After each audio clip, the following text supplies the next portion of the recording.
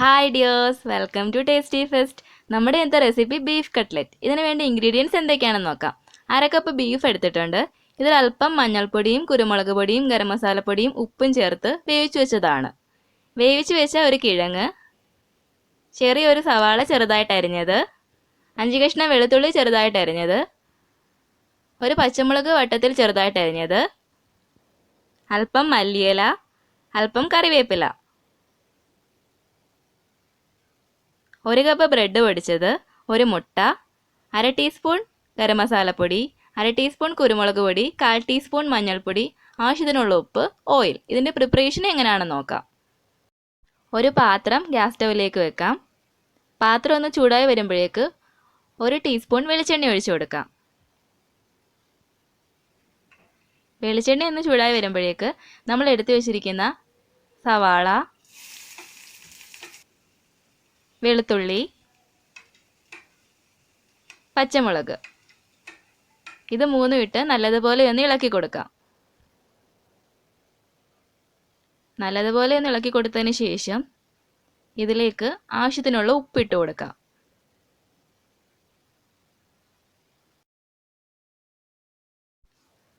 ഇനി നമ്മൾ എടുത്തു വെച്ചിരുന്ന മല്ലിയിലയും കറിവേപ്പിലയും ഇട്ട് കൊടുക്കാം. നല്ലതുപോലെ ഒന്ന് മിക്സ് ചെയ്ത് കൊടുക്കാം. ഇനി ഇതിലേക്ക് പൊടികൾ ഇട്ട് കൊടുക്കാം. 1/4 ടീസ്പൂൺ മഞ്ഞൾപ്പൊടി, 1/2 ടീസ്പൂൺ കുരുമുളക് പൊടി,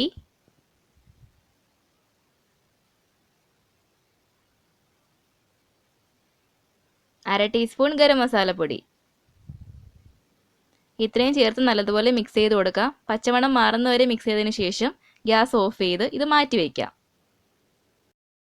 ഇനി നമ്മൾ എടുത്തു വെച്ചിരുന്ന ബീഫ് ഒന്ന് ക്രഷ് ചെയ്തെടുക്കാം.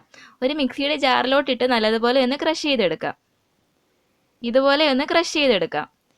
ഇനി നമ്മൾ എടുത്തു വെച്ചിരുന്ന കിഴങ്ങ് ഒരു സ്പൂൺ വെച്ചിട്ട് ഒന്ന് ഉടച്ചു കൊടുക്കാം. നല്ലതുപോലെ ഒന്ന് ഉടച്ചെടുക്കണം. നല്ലതുപോലെ ഒന്ന് ഉടച്ചെടുത്തതിന് ശേഷം ക്രഷ് ചെയ്ത് വെച്ചിരുന്ന ബീഫിലേക്ക് ഈ കിഴങ്ങ് ഇട്ട് കൊടുക്കാം. ഇതിലേക്ക് ഇനി നമ്മൾ മാറ്റി വെച്ചിരുന്ന സവാളയുടെ കൂട്ടും ഇട്ട് കൊടുക്കാം. നല്ലതുപോലെ കൈകൊണ്ട് ഇത് മിക്സ് ചെയ്തെടുക്കാം. ഇത് നല്ലതുപോലെ മിക്സ് ചെയ്തെടുത്തതിന് ശേഷം ഓരോ ചെറിയ ബോൾസ് ആക്കിയിട്ട് ഒന്ന് ഷേപ്പ് ചെയ്തെടുക്കാം. കൈവെള്ളയിൽ വെച്ച് ഒന്ന് ഷേപ്പ് ചെയ്തെടുക്കാം.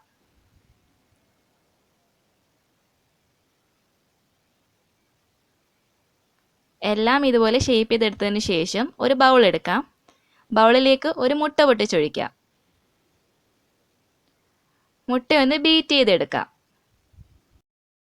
ഇനി നമ്മൾ എടുത്തു വെച്ചിരുന്ന ബ്രെഡ് പൊടി ഒരു പാത്രത്തിലേക്ക് ഇട്ട് കൊടുക്കാം. ഇനി നമ്മൾ ഷേപ്പ് ചെയ്ത് വെച്ചിരിക്കുന്ന ഓരോ പീസും മുട്ടയിലേക്ക് ഇട്ട് നല്ലതുപോലെ ഒന്ന് മുക്കിയെടുത്തതിന് ശേഷം ബ്രെഡ് പൊടിയിലേക്ക് ഇട്ട് കൊടുക്കാം. ഓരോ പീസും ഇതുപോലെ മുട്ടയിലേക്കിട്ട് മുക്കിയെടുത്തതിന് ശേഷം ബ്രെഡ് പൊടിയിലേക്ക് ഇട്ട് കൊടുക്കാം. ഓരോ പീസും ഇതുപോലെ ചെയ്യാം. ഇനി ആ ബ്രെഡ് പൊടിയുമായി നല്ലതുപോലെ ഈ ഓരോ പീസും മിക്സ് ചെയ്തെടുക്കണം. മിക്സ് ചെയ്ത് ഒരു പാത്രത്തിലേക്ക് മാറ്റി മാറ്റി വയ്ക്കാം.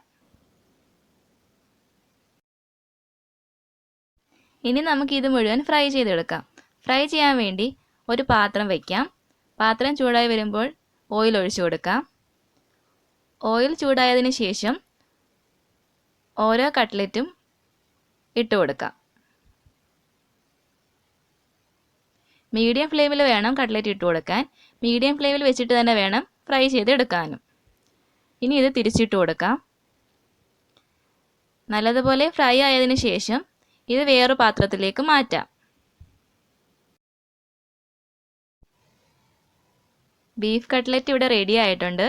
എല്ലാവരും തീർച്ചയായിട്ടും ട്രൈ ചെയ്ത് നോക്കണം. വീഡിയോ ഇഷ്ടമായെങ്കിൽ എൻ്റെ ചാനൽ സബ്സ്ക്രൈബ് ചെയ്യണം. Thanks for watching.